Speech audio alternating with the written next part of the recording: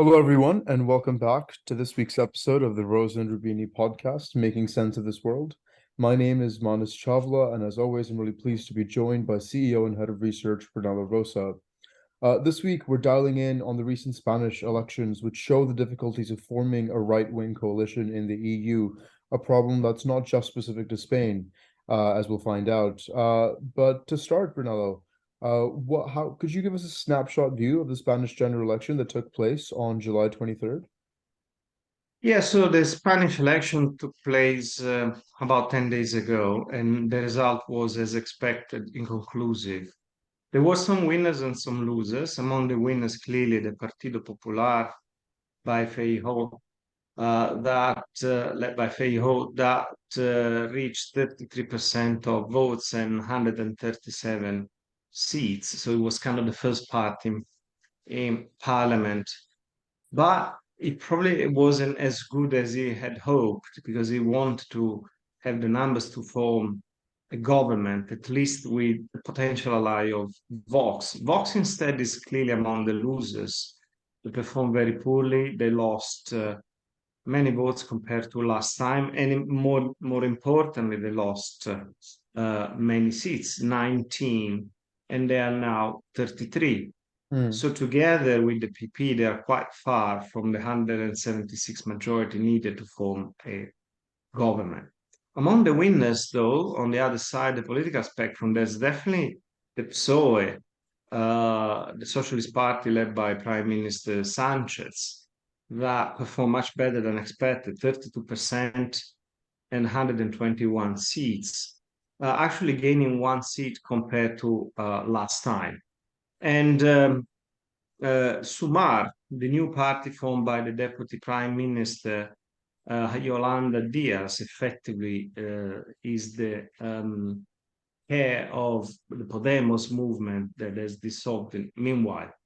Now, there's a chance, in fact, that the right wing coalition cannot form a government, while the left wing coalition might form a government if the PSOE and Sumar are able to convince some regional parties to join forces with them. Hmm. I mean, the distribution of seats in parliament clearly, makes it difficult for any major party to form a working majority, as we've seen. Uh, could you tell us more? I mean, where that's particularly the case for the right-wing coalition, say with, PP and Vox going forward?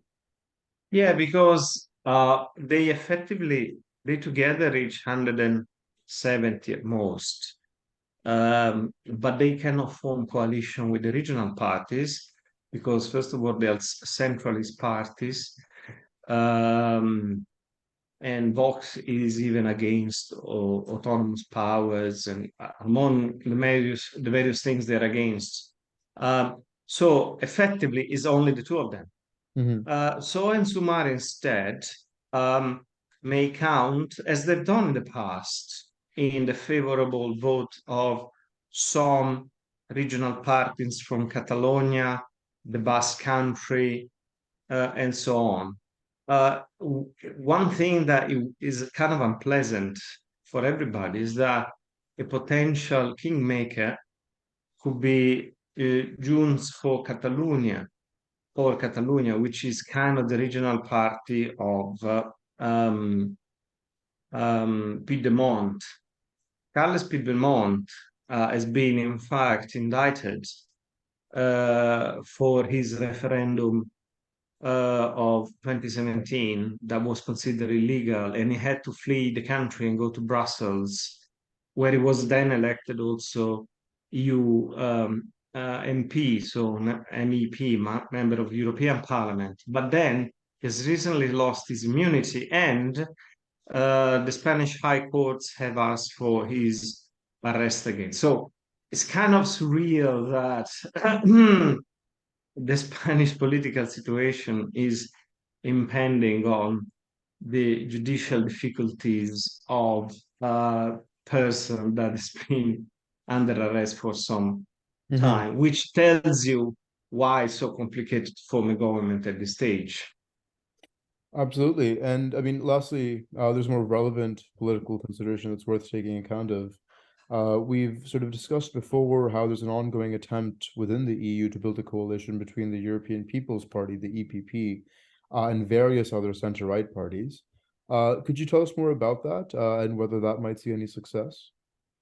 Yeah, so we have seen many times and discussed in previous columns for the newsletter and in previous episodes of this podcast um, that the EPP has been trying to potentially form a new coalition after the next EU election in 2024, breaking the traditional alliance with the Socialists and Democrats.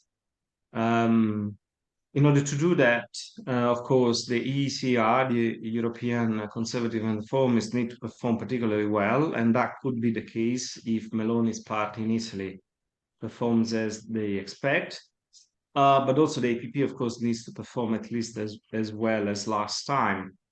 And somehow Spain was considered to be the laboratory of that experiment because people thought, okay, Partido Popular is, of course, EPP, Vox is exactly ECR. So let's see how this can work in a country where people might be upset with a socialist government.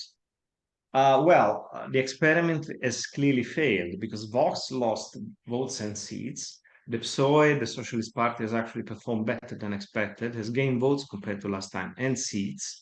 Sanchez may remain prime minister, which means that even in a country that might be inclined to give a majority to a conservative party such as the PP, Partido Popular, they are not ready to give a mandate to form a coalition, a national level, not a regional level as it happened before, but a national level to form a coalition between the Partido Popular and Vox, which is kind of an extremist party, as we said, in several under several respects. So it's kind of a failed attempt, didn't work out.